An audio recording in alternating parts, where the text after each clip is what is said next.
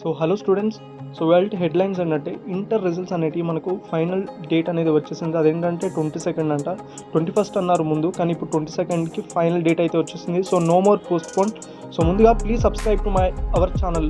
ఎందుకంటే మీకు ప్రతి విషయం, ప్రతి మ్యాటర్, న్యూస్ అనేది నేను వెతికి మరి అన్ని న్యూస్ పేపర్లు చదివి మీకు అనేది నేను తెలియపరుస్తాను. మీరు ఎక్కడ వెతకాల్సిన పని అయితే అస్సలు లేదు. మీరు చేయాల్సింది జస్ట్ అక్కడ సబ్స్క్రైబ్ అనేది కనిపిస్తుంది కదా, దానిపై క్లిక్ చేసే జస్ట్ వన్ క్లిక్.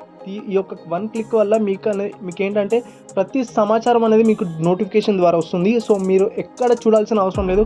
నేనే అఫీషియల్ అప్డేట్స్. సో వేరే వెబ్సైట్ ఛానల్లో, వేరే యూట్యూబ్ ఛానల్లో వాళ్ళు ఏంటంటే వ్యూస్ కోసం ఫేక్ న్యూస్ ఇలా చెప్తారు, కానీ నేను మాత్రం జెన్యూన్ న్యూస్ విత్ ప్రూఫ్ మీకు అయితే నేను తెలియపరుస్తాను. So please subscribe.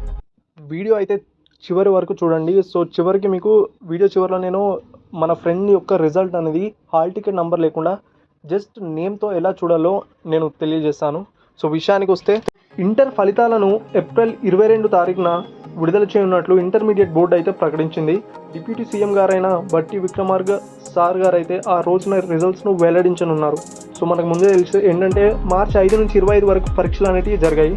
So screen పైన మీరు చూస్తుంది ఏంటంటే ఈనాడు ఆర్టికల్ అన్నట్టు ఈరోజు అయితే న్యూస్ పేపర్లో వచ్చింది. సో మ్యాటర్ ఏంటంటే ఇంటర్మీడియట్ ప్రథమ ద్వితీయ సంవత్సరం పరీక్షల ఫలితాలు మంగళవారం వెల్లడి కానున్నాయి. ఆ రోజు ఇంటర్ బోర్డు కార్యాలయంలో మధ్యాహ్నం 12 గంటలకు ఉప ముఖ్యమంత్రి గారైన బట్టి విక్రమార్క సార్ గారు అయితే ఫలితాలను విడుదల చేస్తారని బోర్డు కార్యదర్శి కృష్ణ ఆదిత్య గారు అయితే శనివారం ఒక ప్రకటనలో తెలిపారు. దాదాపు 9.5 లక్షల మంది విద్యార్థులు పరీక్షలను రాశారు.